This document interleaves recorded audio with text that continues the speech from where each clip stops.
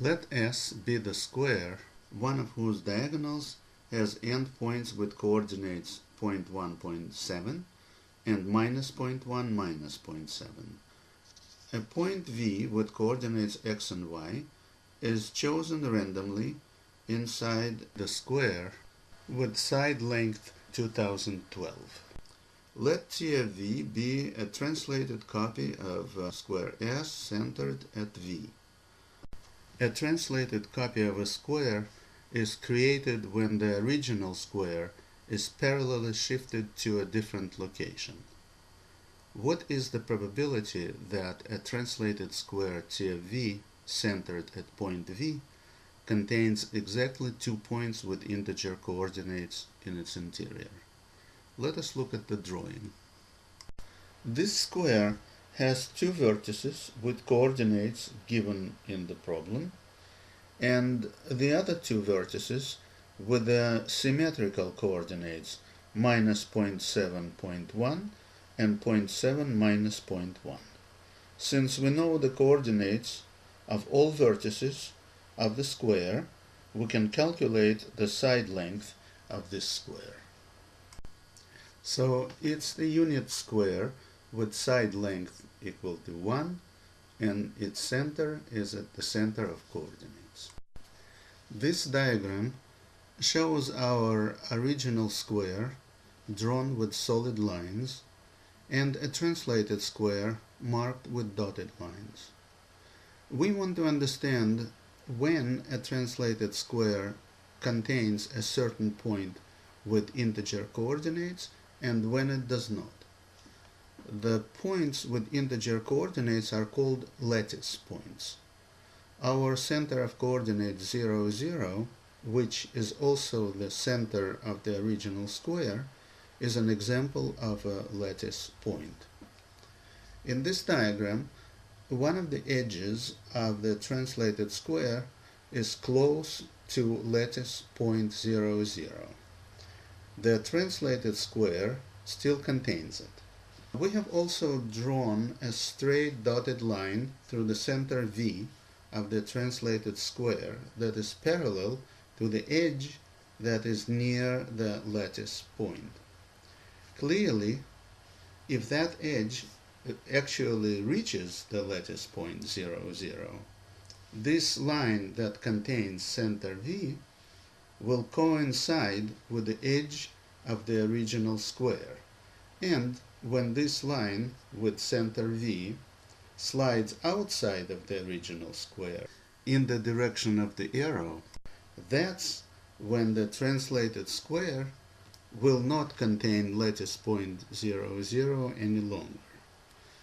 This gives us the idea that if and only if the center of a translated square is inside the original square with its center at the lattice point, this translated square contains this lattice point. This rule that we have just formulated is not based on any previous knowledge. We had to discover it ourselves. This is the discovery that the authors of this problem challenged us to make. The rest is technique. We see here two congruent and parallel squares centered at two adjacent lattice points, 0, 0 and 1, 0. It immediately follows from the rule that we have discovered that the locus of centers of all translated squares containing both these lattice points is the region of points that belong to both these squares. In other words, it's the region of points that belong to the rectangular area of their intersection. Clearly, if you select any other pair of two adjacent lattice points from the lattice grid that you see in this diagram, either horizontally or vertically, the regions of successful centers of translated squares containing those two lattice points will look the same. Since these translated unit squares are spread equally over the lattice grid whose cells are also unit squares, in the entire xy coordinate plane, we can consider only one cell of lattice grid to calculate our probability. As we can see in the diagram, the grid line of the lattice grid cuts this rectangular region in half. Two halves are marked by numbers 1 and 2. So, each cell in the lattice grid contains 4 such half rectangles, whose total area is thus equal 2 times the area of one rectangular region. Since the entire area of one cell of the lattice grid is equal to 1, the probability in question is equal to 2 times the area of the rectangular region. Now all that's left is to calculate the area of the rectangle of intersection of two squares. There is a variety of methods of calculating this area. Let's examine one of them. We can calculate first the side lengths of a different rectangle, ACBE, which has the same diagonal as the rectangle of intersection, but whose sides are parallel to x-axis and y-axis. We can calculate its side lengths by simply subtracting the coordinates x and y of points A and B, which gives us the side lengths 0.2 and 0.4. So, the side of this rectangle, AE, has length 0.4. If we knew the slope of straight line AD, we could also calculate the length of the segment DE, which is a continuation of the side BE. This line intersects with the edge of the square at point D.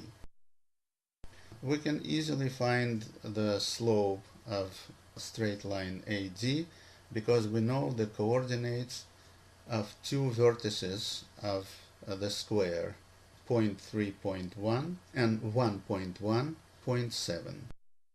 We can ignore the decimal points and just subtract the integer number.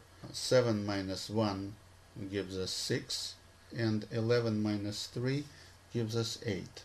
So the slope is the ratio of 6 to 8 or 3 to 4. Now when we know the ratio, side DE has length 0.3. We see that the right angle triangle AED is similar to 345 right triangle. So the hypotenuse of the triangle AED must be 0.5. Also, since we know the length of ED, it's 0.3, and the length of side EB, which is 0.2, then segment DB is 0.3 plus 0.2 is 0.5. So the triangle ADB is isosceles because two sides of it have lengths 0.5, which means that its two angles A and B are equal.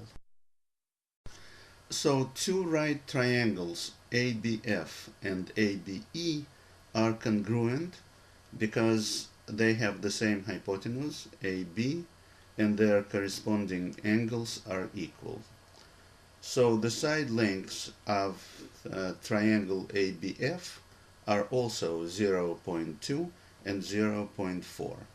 This solves the problem of finding the dimensions of the rectangle of intersection of two squares. Alternatively, we could draw this whole picture to the scale using a ruler and could simply measure the sides of the rectangle of intersection with a ruler. Or, since we know the coordinates of several vertices of two intersecting squares, we could use the formula for calculating the distance between a point and a straight line lying in the same plane. Applying this formula to our vertices would give us the same result.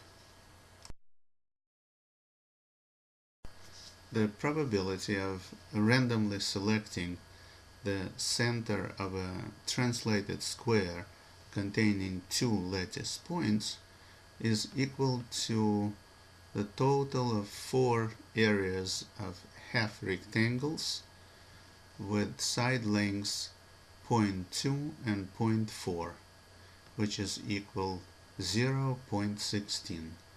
The answer is C.